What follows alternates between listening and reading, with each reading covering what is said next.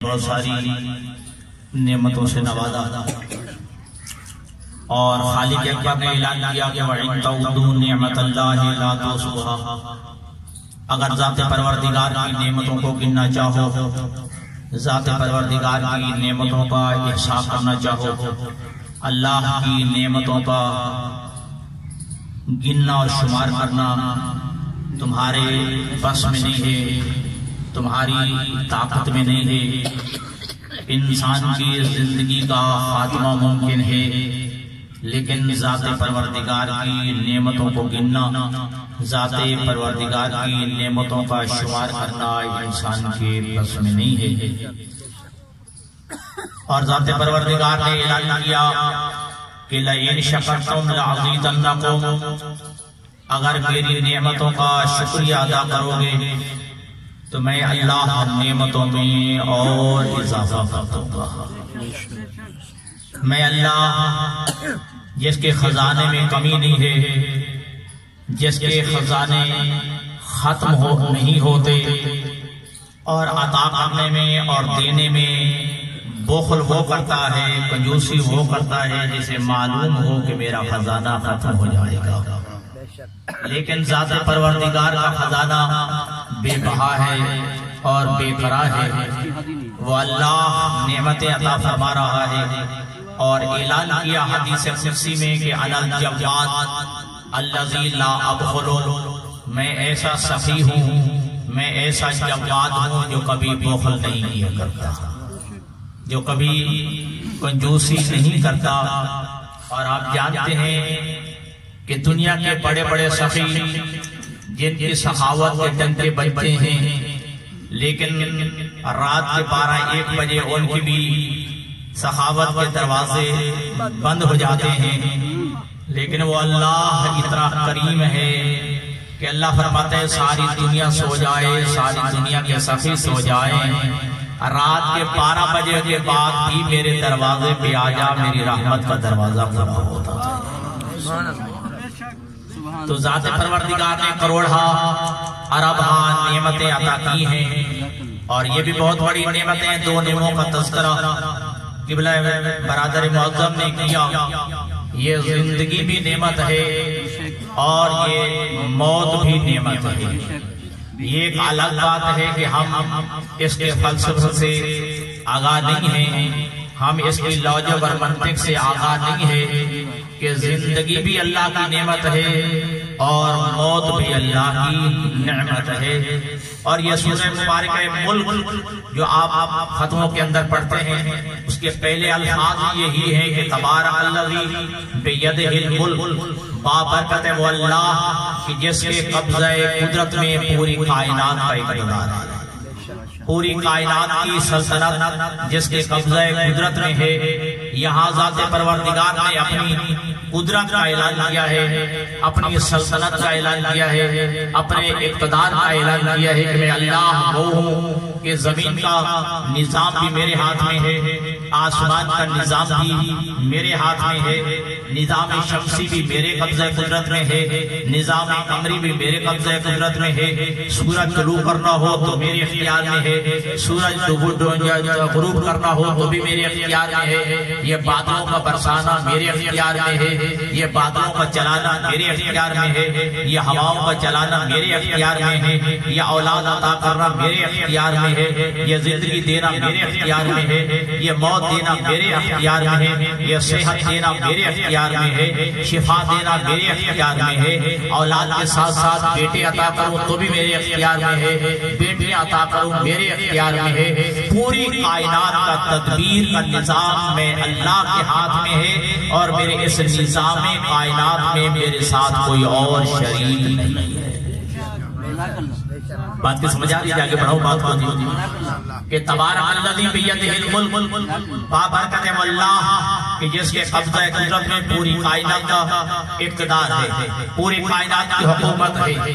اور آپ کو یاد ہوگا کہ نمرود کے دربار میں جب حضرت ابراہیم علیہ السلام نے فرمایا کہ میرا رب وہ ہے کہ جو زندگی عطا کرتا ہے اور موت دیتا ہے، اگر تو اس پہ قادر ہے تو بتا جی پھر حضرت ابراہیم نے جملہ پلٹ کے کہا میرا اللہ وہ ہے جو مشرق سے طلوع کرتا ہے اور مغرب میں غروب کرتا ہے، اگر تو بھی اللہ ہے تو مغرب سے طلوع کر کے دکھا۔ قرآن کہتے ہیں فَبُہِتَ الَّذِي كَفَرَ، کافر اب مبہوت ہو گیا تو پتہ چل گیا جو کسی وقت کسی لمحے محتاج نہ ہو اسے پروردگار کہا۔ کسی لمحے کسی کام میں عاجز کی بلا نہ ہے، اس ذات کا نام ذات پروردگار ہے۔ وہ اولاد عطا کرنے میں سوچتا نہیں ہے، بیٹے بیٹیاں عطا کرنے میں سوچتا نہیں ہے، وہ صحت عطا کرنے میں پہلے کسی سے مشورہ نہیں کرتا، زندگی دینے میں اللہ جو ہے کسی سے مشورہ نہیں کرتا۔ اللہ کے کوئی مشیر نہیں ہے، یعنی اللہ کسی مشیر کا محتاج نہیں ہے۔ توجہ ہے؟ پھر میں آگے بڑھتا ہوں، تھوڑا سا جو ہے اللہ کی اقتدار کو سمجھیے گا، اللہ کی حکومت کو سمجھیے گا، اللہ کی سلطنت کو سمجھیے گا کہ وہ اللہ وہ ہے کہ تبارک الذی بیدہ الملک، کہ پوری کائنات کا نظام اس اللہ کے ہاتھ میں ہے۔ نظام قمری ہو، نظام شمسی ہو، یہ صحت دینا ہو، جوانی دینا ہو، جی شفا عطا فرمانا ہو، اولاد عطا کرنا ہو، بارش برسانا ہو، بادلوں کو جو ہے لانا ہو اور ہواؤں کو مسخر کرنا ہو، یہ پوری کائنات کا نظام اللہ کے ہاتھ۔ سب سے پہلے عقیدہ توحید جو ہے اللہ کا یہ، اور پھر یہ کہ ذات پروردگار جو ہے وہ محتاج نہیں ہے، اقتدار میں کسی کا محتاج نہیں ہے، کسی سے مشورہ نہیں لیتا، جو کام کرتا ہے اپنی ارادے اور اختیار سے کرتا ہے۔ اور ایک بات ذہن میں رکھیے گا کہ اللہ کو کسی کام کرنے کے لیے وقت کی بھی ضرورت نہیں ہے کہ اللہ کے لیے وقت کی ضرورت ہو، 2 دن چاہیے، 4 دن چاہیے، 8 دن چاہیے، نہ، بلکہ اللہ سورہ مبارکہ یاسین میں فرماتا ہے بس اللہ کہتا ہے ہو جا وہ چیز ہو جا۔ اللہ فرماتا ہے ہو جا وہ چیز ہو جاتی ہے۔ اللہ کبھی محتاج نہیں ہے کہ میرے لیے 10 دن چاہیے، 20 دن چاہیے، مجھے مہینہ چاہیے زمین بنانے کے لیے، آسمان بنانے کے لیے، یا سورج پردان بنانے کے لیے، نہ۔ اذا اراد شیئا ان یقول له کن فیکون، جب اللہ چاہتا ہے کہ یہ جو ہو تو اللہ کہتا ہے ہو جا وہ چیز ہو جاتا ہے۔ تو پوری کائنات کا اقتدار اس ذات پروردگار کے اختیار میں ہے۔ اور پھر وَهُوَ عَلَىٰ كُلِّ شَيْءٍ قدیر، وہ اللہ ہر شے پر قادر ہے۔ آپ کے بہت بڑے ڈاکٹر عاجز آ سکتے ہیں، آپ کے انجینئر عاجز آ سکتے ہیں، آپ کے بڑے بڑے کاریگر میکینک سائنسدان عاجز آ سکتے ہیں، وہ ذات پروردگار ہے عاجز آنے والی ذات نہیں ہے۔ وَهُوَ عَلَىٰ كُلِّ شَيْءٍ قدیر، وہ اللہ ہر شے پر قادر ہے۔ ممکن ہے کہ کل کوئی انسان کہے کہ میں بھی قادر ہوں، فلاں بادشاہ بھی قادر ہے، فلاں حکمران بھی قادر ہے، لیکن اللہ فرماتا ہے میں کیسا قادر ہوں شریک۔ وَهُوَ عَلَىٰ كُلِّ شَيْءٍ قدیر الذی خلق الموت والحیات، وہ اللہ ہر شے پہ قادر ہے، اور ایسا قادر ہے جس نے زمین موت کو بھی خلق کیا ہے اور زندگی کو بھی خلق کیا ہے۔ کوئی بندہ جو ہے وہ موت اور زندگی پہ قادر نہیں ہے، لیکن وہ اللہ کا ایسا قادر ہے۔ وَهُوَ عَلَىٰ كُلِّ شَيْءٍ قدیر خلق الموت والحیات، کہ وہ اللہ جو ہے زندگی پہ بھی قادر ہے، وہ اللہ حیات اور زندگی موت پہ بھی قادر ہے۔ وہ اللہ چاہے تو زندگی عطا کر دے، وہ اللہ چاہے تو حیات عطا کرے، وہ اللہ چاہے تو ماں کے شکم سے بھی واپس لے سکتا ہے، اگر وہ اللہ چاہے تو تم کو 2500 سال زندگی بھی عطا کر سکتا ہے۔ بات کو سمجھ آئی؟ وہ اللہ قادر ہے، ہر شے پہ قادر ہے، اور وہ ایسا قادر ہے دوستان گرامی کہ جو موت و حیات کا خالق ہے، موت و حیات کو خلق کرنے والا ہے، موت پہ بھی قادر ہے، زندگی کے بھی خالق ہے۔ اور یہاں اللہ نے لفظ کیا فرمایا؟ وَهُوَ عَلَىٰ كُلِّ شَيْءٍ قدیر الذی خلق الموت والحیات، یہاں موت کا تذکرہ پہلے کیا ہے اور حیات اور زندگی کا تذکرہ بعد میں کیا۔ وہ اللہ وہ ہے کہ جو قادر ہے کہ جس نے موت کو بھی خلق کیا ہے اور زندگی کو بھی خلق کیا ہے، یعنی پہلے موت کو خلق کیا پھر حیات کو خلق کیا۔ حالانکہ ہم جانتے ہیں کہ زندگی پہلے ہے اور موت بعد میں ہے، لیکن خالق اکبر نے فرمایا کہ میں اللہ وہ ہوں جس نے پہلے موت کو خلق کیا ہے پھر حیات کو خلق کیا ہے۔ تو پتہ چل گیا کہ اللہ کے نزدیک یہ زندگی جسے ہم اور آپ زندگی سمجھتے ہیں، یہ 60 70 80 سالہ زندگی، یہ اللہ کے نزدیک کوئی زندگی نہیں۔ کیوں؟ حیات کا معیار وہ ہے جس کے بعد موت نہیں ہوتی۔ زندگی کا معیار کیا ہے؟ حیات کا معیار کیا ہے کہ جس کے بعد پھر موت نہ ہو، ٹھیک ہے جی؟ پھر جس کے بعد موت ہو جائے وہ کیسی زندگی ہے؟ تو یہ 60-70 سالہ زندگی جو ہے یہ اللہ کے نزدیک کوئی زندگی نہیں ہے، وہ زندگی ہے جس کے بعد پھر موت کا تصور نہیں ہے۔ پھر اس کا موت جو ہے تصور نہیں ہے، پھر فعال دین افنی ہو، یہ اب جو جنت میں جائے گا پھر وہ جنت میں ہمیشہ ہمیشہ رہے گا۔ اب ہمیشہ کا لفظ ہے میرے عزیز لوگ، میرے بزرگ بھی تشریف فرمائے، یہ لفظ ہمیشہ کتنے سالوں کے لیے استعمال ہوتا ہے؟ 2 سال 10 سال کے لیے 100 سال کے لیے؟ لفظ ہمیشہ کو کیا مانی ہے؟ انلیمیٹڈ، ہمیشہ جس کی کوئی لیمٹ ہے، جس کی کوئی حد نہیں ہے۔ تو لہذا جنت میں جانے کے بعد جو حیات ہے اس کی حد نہیں ہے، جو زندگی ہے وہ حد نہیں ہے، توجہ کیجئے گا۔ اور یہ زندگی جسے آپ بھی سمجھ رہے ہیں اس کی ایک لیمٹ ہے، 60 سال 70 سال 80 سال 100 سال ایک اس کی لیمٹ موجود ہے۔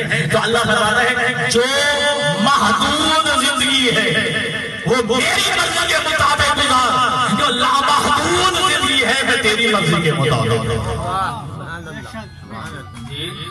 جو محدود زندگی ہے نا وہ میری مرضی کے مطابق گزار، اور جو لامحدود زندگی ہے وہ میں تیری مرضی کے مطابق گزاروں گا۔ اور یاد رکھیے گا کہ جنت کے اندر جو ہے بس جو اہل جنت ہے صرف خواہش کریں گے، صرف قبلہ خواہش کریں گے، ان کی خواہش پہ عمل ہو جائے گا۔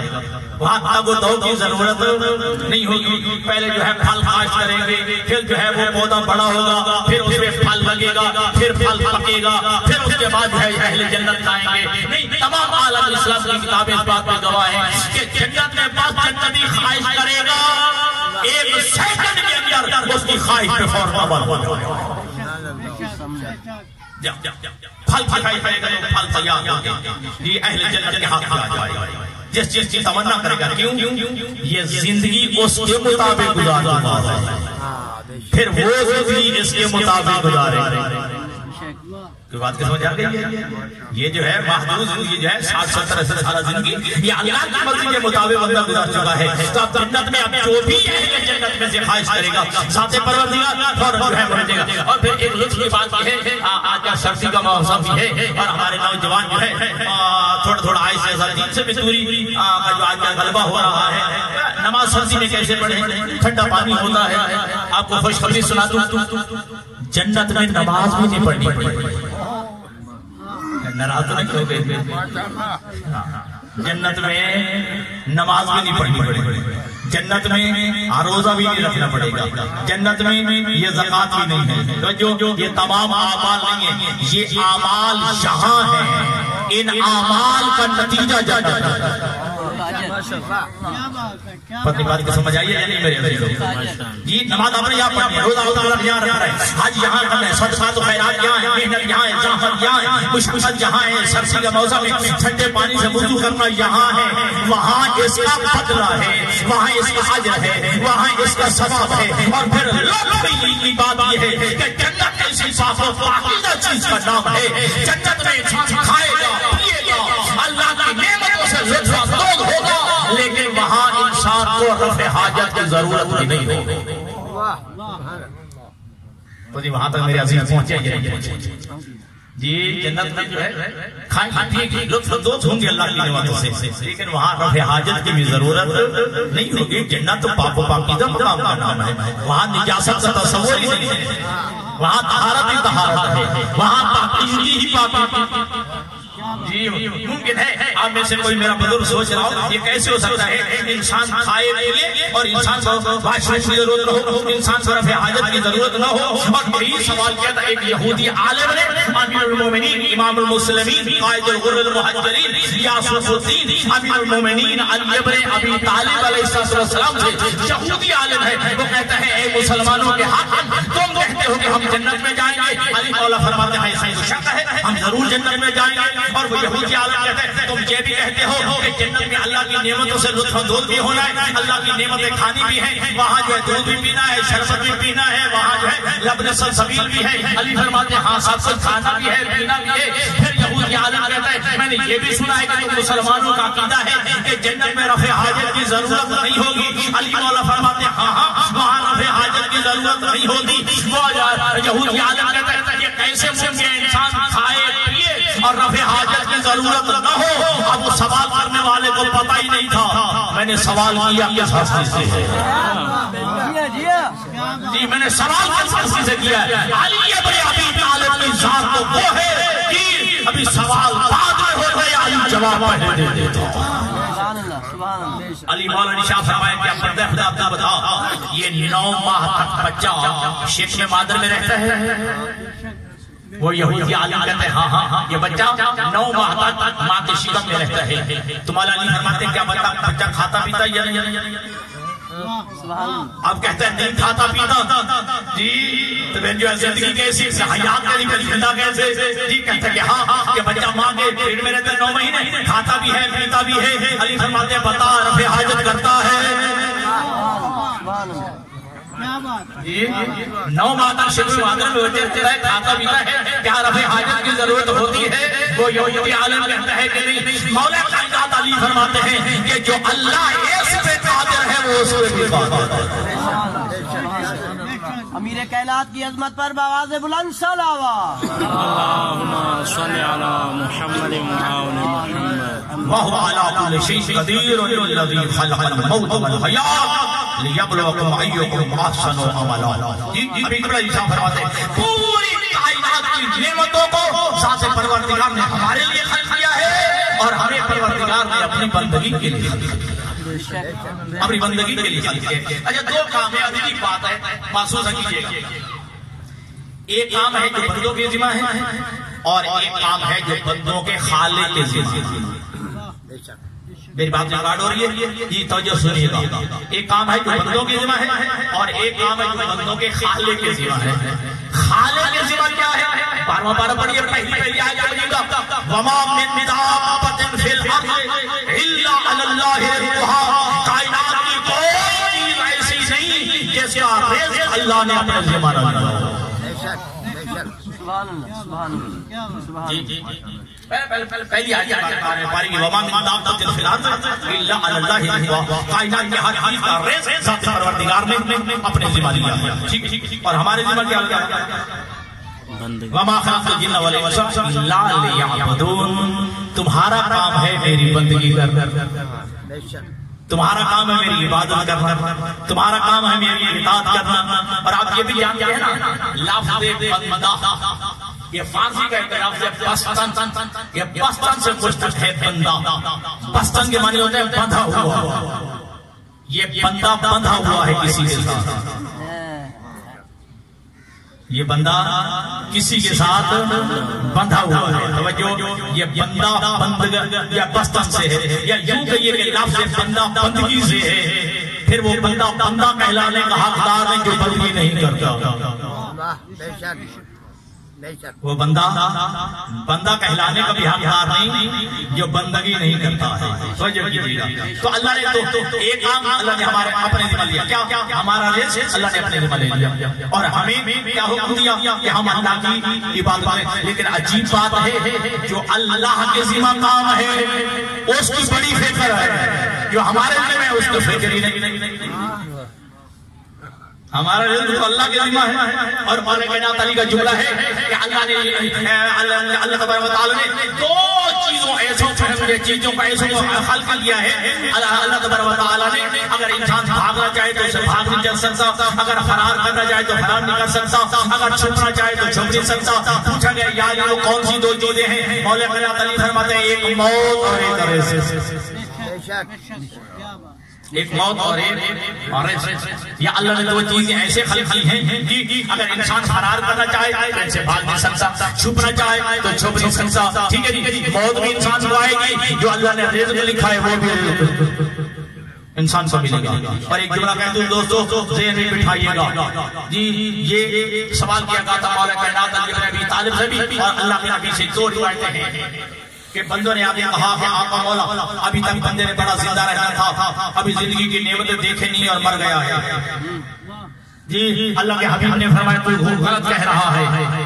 بندے کو موت تب آتی ہے جب اس کا رزق ختم ہو جاتا ہے. ایک زندگی ایک لمحے کا بھی رزق موجود ہو انسان کو موت نہیں آ سکتی. یا رزق جو ختم ہوتا ہے تب جو ہے انسان کی موت آتی ہے. اور علی بن ابی طالب نے اپنے فرزند ارجمند حضرت امام حسن مجتبی علیہ السلام سے فرمایا یا بنیا ان الرزق رزقان رزق یطلبک ورزق یطلبہ، کہ فرمایا کہ رزق دو قسم کا ہے، ایک وہ رزق ہے جس کی تو تلاش میں ہے اور ایک وہ رزق ہے جو تیری تلاش میں ہے. کی تو قسم ہے، ایک وہ ہے جو تیری تلاش میں ہے اور ایک وہ ہے جو تو جس کی تو تلاش میں ہے. مولا میرا دل فرماتا ہے وہ رزق کہ جس کی تو تلاش میں ہے ممکن ہے تجھے ملے یا نہ ملے، لیکن وہ رزق جو تیری تلاش میں ہے تجھے مل کے رہے گا. وہ رزق ہمیں مل کے رہے گا.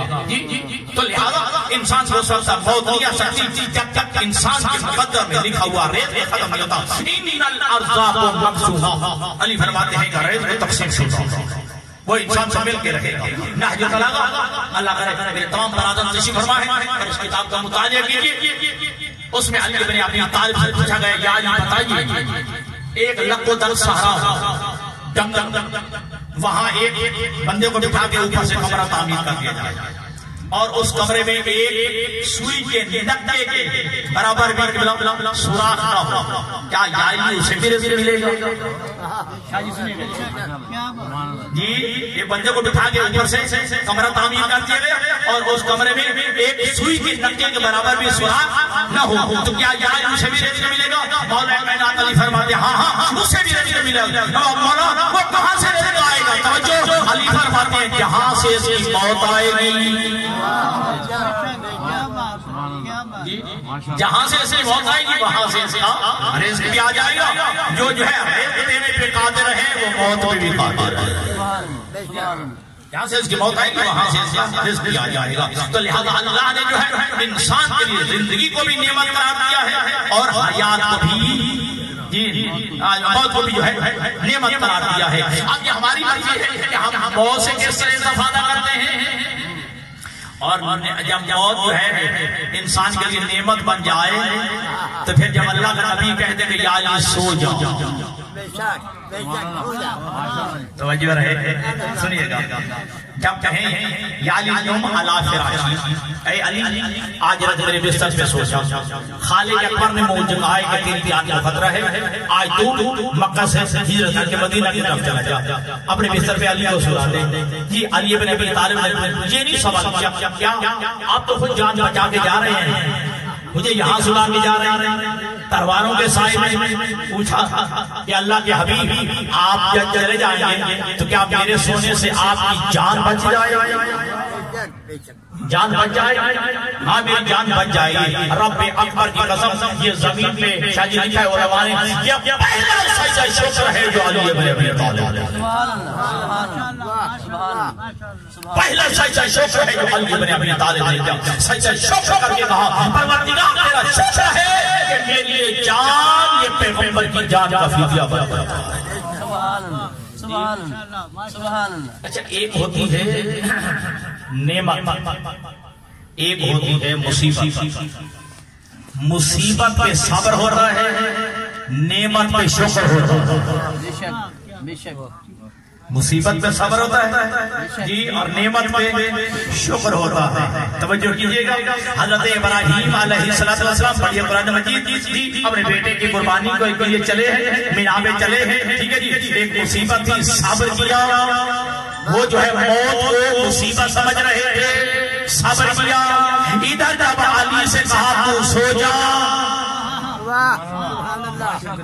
جی اپنی قربانی کو جو ہے نعمت سمجھا اور نعمت سمجھ کے شکر ادا کیا.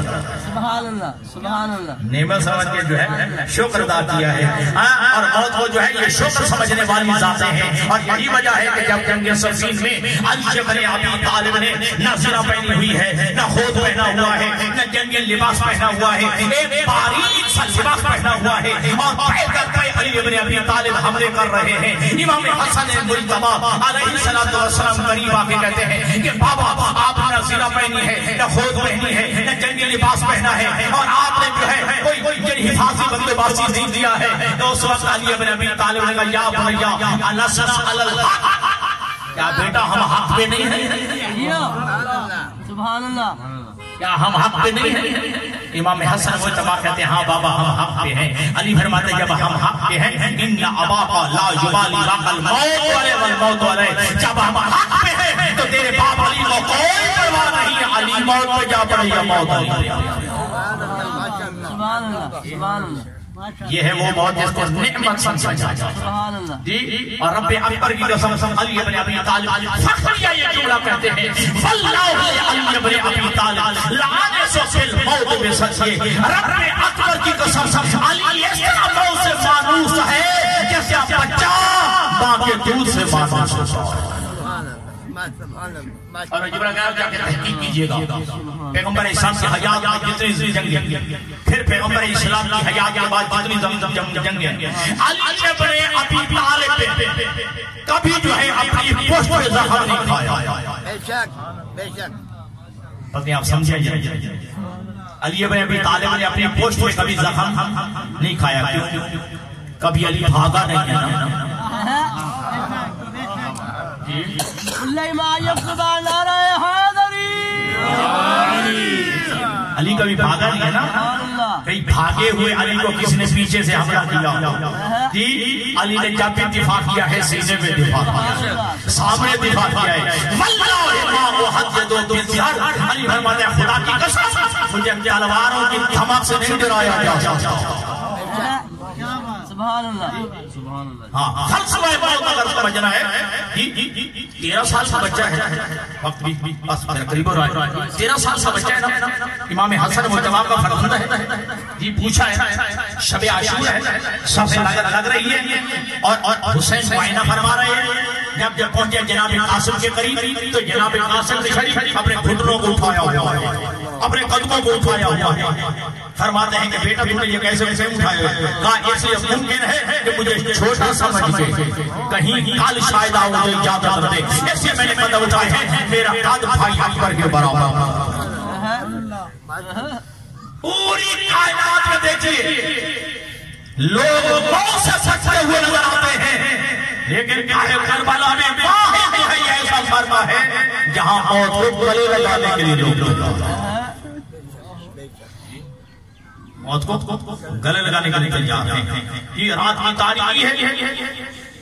دیکھیے ہم سمجھیں گے کہ مقام حق پہ موت ہو تو کتنی لذیذ ہو۔ شب عاشور حسین نے چراغ بجھا دیا، جو جانا چاہتا ہے چلا جائے، لیکن جب چراغ دوبارہ جو ہے جلایا گیا دیکھا اب منظر ہی کچھ اور تھا، ہر ایک نے اپنی تلواریں نکالی ہوئی ہیں، اپنی گردنوں پہ رکھی ہوئی ہیں، کہا وہ بھی زندگی ہے جو تیرے بغیر ہو، وہ کون سی زندگی ہے جو تیرے بغیر ہو؟ اور 13 سال کا بچہ ہے، جناب قاسم اور پوچھا ہے کہ یا بنی کیف تجد الموت، اے بیٹے بتاؤ تم موت کو کیسا پاتے ہو؟ تو فرمایا جی الموت عندی احلی من العسل، موت میرے نزدیک شہد سے بھی زیادہ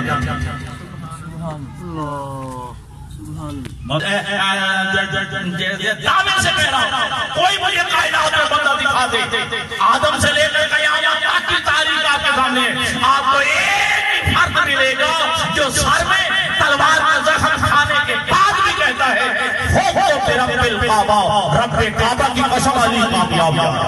بے شک، بے شک، خود سے رب الکعبہ، رب کعبہ کی قسم علی کامیاب ہے۔ یعنی علی فل دیکھ رہے ہیں کہ یہ جان جو میرے پاس ہے یہ اللہ کی امانت ہے، یہ چونکہ انسان کی یہ جان جو ہے یہ اللہ کی امانت ہے۔ ہاں چل جہاں کرتا ہوں ذہن میں آگے میرا بعض والے کہتے ہیں کہ یہ جان جو ہے یہ میری ہے، یہ تیری نہیں ہے۔ اگر یہ جان تیری ہوتی پھر خودکشی کرنا حرام نہ ہوتا، اگر یہ جان تیری ہوتی تو اس جان کا مالک ہوتا پھر خودکشی کرنا حرام نہ ہوتا۔ جی یہ تیری جان کا مالک کوئی اور ہے، تیرے پاس امانت ہے۔ بے شک وہی پروردگار، جی یہ جان جو ہے کسی ذات کی جو ہے امانت ہے میرے پاس، اب ایسی خودکشی کرنا حرام ہے، اور یہی وجہ ہے کہ علی سمجھ رہے ہیں یہ میری جان نہیں ہے، تو لہذا جنگ بدر میں گئی گئے تو کوئی پرواہ نہیں ہے، جنگ احد میں، خیبر میں، خندق میں گئے، کہیں کہیں بھی گئے ہیں، علی بھاگے رہے ہیں میدان جنگ سے، علی نے پرواہ نہیں کی، کیوں کہ یہ جان اللہ کے پاس، اللہ کی میرے پاس امانت ہے، لہذا علی گھبرائے نہیں ہیں، اور جب دنیا سے جا رہے ہیں تو کہا خوف رب الکعبہ، رب کعبہ کی قسم، علی یہ جان اس کے حوالے کر کے کامیاب کیا۔ تو دوستان گرامی فلسفہ موت اور فلسفہ حیات کو سمجھے گا، جب فلسفہ موت اور حیات سمجھ آ جائے تو پھر انسان جو ہے گھبراتا نہیں ہے، پھر انسان جو ہر وقت موت کو گلے لگانے کے لیے تیار رہتا ہے، اور یاد رکھنا دوستو ہر ایک نے مرنا ہے، ابھی گولا فرما رہے آدم سے لے کر میرے پیغمبر تک، اور میرے پیغمبر تو وہ ہے لولا لما خلق الافلاق، اے میرے حبیب اگر میں تجھے خلق نہ کرتا میں کائنات ہی نہ بناتا۔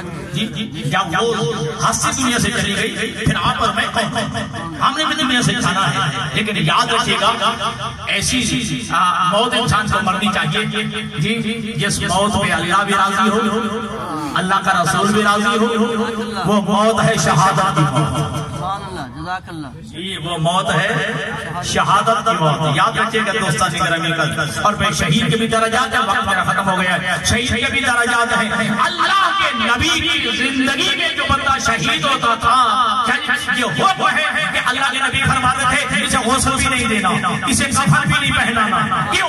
یہ قیامت کے دن شہید اسی حالت میں اٹھائے، یہ شہید کا درجہ ہے۔ ٹھیک اب سارے مل کے جہاں تک میری آواز آئیے، اللہ کے حبیب کی دربار میں چلتے ہیں، یہ یا رسول اللہ کاش ہم 1400 سال پہلے آپ کی زندگی میں آ جاتے تو ہم بھی جنگ بدر میں جا کے، جنگ احد خیبر میں جا کے ہم بھی شہید ہوتے، شہید کا درجہ لیتے، لیکن یا رسول اللہ نے ہمیں 1400 سال بعد بھیجا ہے، ہمارا اس میں کیا قصور ہے، ہمارا اس میں کیا جرم ہے، ہم بھی شہادت کا مقام لینا چاہتے ہیں۔ دروازہ بڑا لجپال دروازہ ہے، میں عالمین کے لیے رحمت بن کے آیا ہوں، ایک کام تم کرو، شہادت کی ضمانت میں دیتا ہوں، آئیے کلمہ پڑھنے والوں دربار مصطفیٰ میں کہتے ہیں یا رسول اللہ وہ کون سا کام ہے تاکہ ہم کام کریں اور شہادت کا درجہ مل جائے۔ اللہ کے نبی کی آواز آتی ہے مات علیہ بآل محمد مات شہیدا، اپنے دل میں میری اہل بیت کی محبت رکھ کے تم مر جاؤ، شہادت دینے کے لیے میں تیار ہوں۔ محمد اللہ بآل محمد مات شہیدا، جب جا جاؤ جو مر جائے دل میں محبت اہل بیت جی، وہ شہادت کا مقام لے کے مرتا ہے، شہید کا درجہ لے کے مرتا ہے، اور جب شہید مرتا ہے تو زندہ مرتا ہے۔ توجہ، شہید مرتا ہے تو زندہ مرتا ہے، تو کوئی بندہ مردوں سے باتیں نہیں کرتا، ہمیشہ زندوں سے باتیں ہو۔ یار بندے کو یہ جملہ سمجھا یہ مردوں سے بندہ کوئی باتیں نہیں کرتا ہے، زندوں سے باتیں کرتا ہے، یہی وجہ قبر میں لٹا کے شاہ جی کندھے ہلا ہلا کے کہتے ہیں اسما افہم، سن بھی صحیح سمجھ بھی صحیح، سمجھ میں صحیح سمجھ بھی صحیح۔ تم مردوں سے باتیں نہیں ہوتی، ہمیشہ زندوں سے باتیں ہوتی ہیں۔ ہاں جن کے مر جائے ہمیں اسے غرض نہیں ہے، جن کے زندہ ہے وہ تو قبرستان میں جا کے کہتے ہیں السلام علیکم یا اہل القبور، اے قبر والے ہمارا تو پھر سلام ہو۔ مردوں کو سلام نہیں ہوتا، زندوں کو سلام ہوتا ہے۔ توجہ فرما رہے ہیں؟ تو جس نے بھی اپنے دل میں میری اہل بیت کی محبت رکھ کے مر گیا وہ شہید مرتا ہے، وہ زندہ مرتا ہے۔ یہ محبت اہل بیت فریضہ ہے، یہ واجب ہے جو ہر ایک کو ادا کرنا ہے۔ اور پھر یہ کہ تبلیغ رسالت اور دین کی قیمت قرار دیا گیا ہے محبت اہل بیت، مودت آل رسول۔ تمام صحابہ اکرام اکٹھے ہو کے میرے نبی کی بارگاہ میں پہنچے گئے، یا رسول اللہ ہم دین کی قیمت دینا چاہتے ہیں، ہم تبلیغ رسالت کی اجازت دینا چاہتے ہیں۔ اللہ کے حبیب نے فرمایا کہ میں نے جو دین پہنچایا، میں نے شریعت پہنچائی، یہ میں نے مذہبی فریضہ تھا، میرا ایک فرض منصبی تھا جو میں نے ادا کیا ہے۔ کہا نہیں یا رسول اللہ ہم آپ کو دین کی قیمت دینا چاہتے ہیں، ہم آپ کو تبلیغ رسالت کی اجازت دینا چاہتے ہیں۔ تو دوستو اللہ کے نبی خاموش ہوئے، خالق اکبر نے فرمایا جبرائیل میرے نبی مانگنے پہ آمادہ نہیں ہے، کیا یہ آیت میرے حبیب کی بارگاہ میں لے جاؤ، قل لا اسألکم علیہ اجرا الا المودۃ فی القربى۔ میرے حبیب ان امتیوں سے کہہ دو میں تبلیغ رسالت کی، دین پہنچانے کی کوئی قیمت نہیں مانگتا، اگر دین کی قیمت ہے میری اہل بیت کی محبت دین کی قیمت ہے تو میری اہل بیت کی محبت ہے. اگر تبلیغ دین جو ہے اگر اجرت ہے تو میری اہل بیت کی محبت ہے. یہ ایسا فریضہ ہے جو ہر ایک کو ادا کرنا ہے. آخری جملہ چونکہ میسج سے انتہائی ضروری ہے. یہ ایسی بابرکت محفل ہے جن سے میں میسج کنوے کیا جاتا ہے اور کنوے کرنا چاہیے کہ دیکھیے الحمدللہ تمام برادران تمام مسالے کے دور تشریف فرمائیں. پوچھے گا علماء سے کہ اگر بندہ بازار سے مصلی لے آیا, مصلی جائے نماز جس پہ کھڑے ہو کے نماز پڑھتے ہیں, ٹھیک ہے جی, جتنا بھی ہے بڑا ہے یا چھوٹا, بازار سے آپ لے آئے, اگر اس کی قیمت ادا نہ کریں کوئی مفتی فتویٰ دے گا جو اس پہ نماز پڑھنا چاہیے. آپ کو بتایا آپ نے جو ہے نعت پڑھی, بہترین نعت پڑھی, اللہ اللہ جزائے خیر دے, اللہ آپ کو صحت و سلامت عطا فرمائے. جی کوئی مفتی کوئی محدث نہیں کہے گا کہ جس مصلی کی قیمت ادا نہ کی جائے اس پہ نماز پڑھنا چاہیے, بلکہ اس میں نماز پڑھنا حرام ہے. نماز باطل ہے تو پھر لمحہ فکری ہے. اگر ایک چھوٹا سا مصلی لے آئے اگر اس کی قیمت ادا نہ کرے تو تیری نماز قبول نہیں ہوگی. تو پورے دین کی قیمت محبت اہل بیت ہے. دل میں محبت اہل بیت نہیں تیرا دین کہاں قبول ہوگا؟